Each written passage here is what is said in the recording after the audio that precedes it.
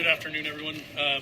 As Dion said, my name is Stephen Redfern. I serve as the police chief here in Boulder, Colorado.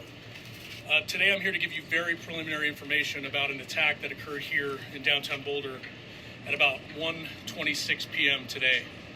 At that time, Boulder dispatch received several calls to the county courthouse located at 1325 Pearl Street here in Boulder. The initial callers indicated that there was a man with a weapon and that people were being set on fire. The initial response by our officers, we were on scene very quickly. When we arrived, we encountered multiple victims that were injured with injuries consistent with burns and other injuries. While our officers and paramedics and fire department personnel got those victims quickly to the hospital, our officers were pointed out, a suspect was pointed out to our officers on the scene. Our officers immediately encountered that suspect who was taken into custody without incident. That suspect, who I'm not able to ID at this time, was taken to the hospital with some minor injuries as well. And there's a lot more we're investigating right now before I'm able to release information on that person. The scene itself is contained, but we have a large area here in downtown Boulder closed off right now. Businesses have been closed, and we have asked people to avoid the area. This area is not safe yet. We're dealing with a vehicle of interest. We're dealing with a large area that we are making sure it's safe before we allow people to come back into the scene.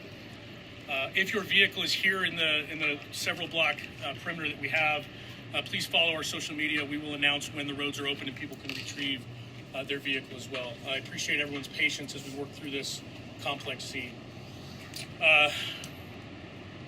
What I will say lastly is this was a beautiful Sunday afternoon in downtown Boulder on Pearl Street, and this act is unacceptable. I hope you'll join me this evening as we're working through this investigation. We are working, I just came from the command post. We've got dozens and dozens of people here, our state, local, and federal partners, working through this to figure out exactly what happened. I ask for a little bit of patience as we do that, but also I ask that you join me in thinking about our victims, the families of those victims, and everyone involved in this tragedy. Our hearts go out to them, and we are going to do everything we can to work as hard as we can throughout the evening to provide more information to get answers for everyone. With that, as I stated, it would be irresponsible for me to speculate right now on motive and other things. I will take maybe a handful of questions, but then I've got to go back to a briefing. I had a quick one. Yes, Sean. Was an actual protest going on when this occurred? Were a group of people gathered and were words said that would indicate this had anything at all to do with that protest? So what I will tell you, on Pearl Street, it's a walking pedestrian mall downtown here. There was a lot of people out. Very beautiful day. There was a group of pro-Israel people that were there in a peaceful demonstration. I wouldn't even call it a protest. I believe that happens frequently down here. They were there in that area. We are looking and actively interviewing victims and witnesses to determine if that group was targeted or others, and we just don't have those answers yet. Those are things we hope to be able to provide you later this evening. FBI is already calling it a targeted terror attack. Mm-hmm. Would you also refer to it as a terror attack? So I've been in contact with our local FBI multiple times. We are in contact with them here. We are not calling it a terror attack at this point. Again, it's way too early to speculate motive.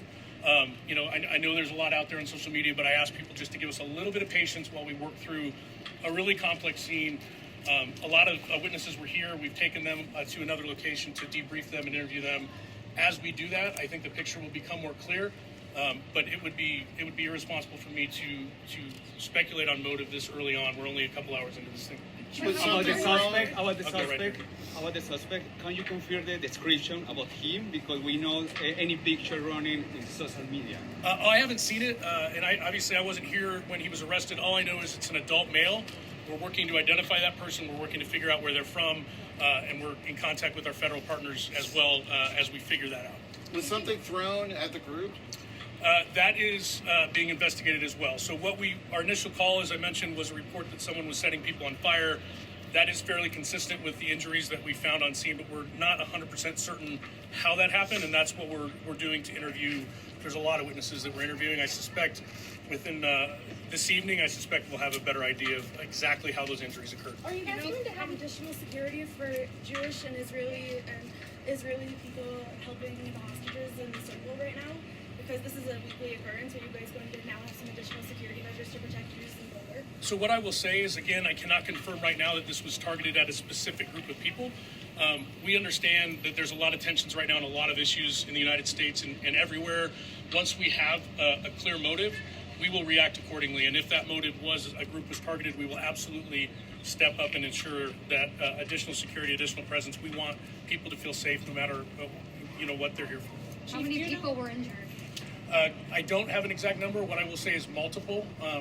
I can confirm that Boulder Community Hospital received multiple patients, and some of those patients were transferred to other hospitals.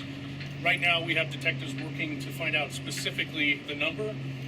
Again, hopefully later this evening we'll have an exact number. Right now, I'll just say multiple. Any Take one more question. Any life-threatening injuries? I believe so. What I'm being told is there are a range of injuries from very serious to more minor. And again, I just am. My heart goes out to those victims, and we're keeping them in our thoughts, prayers, and minds as they recover.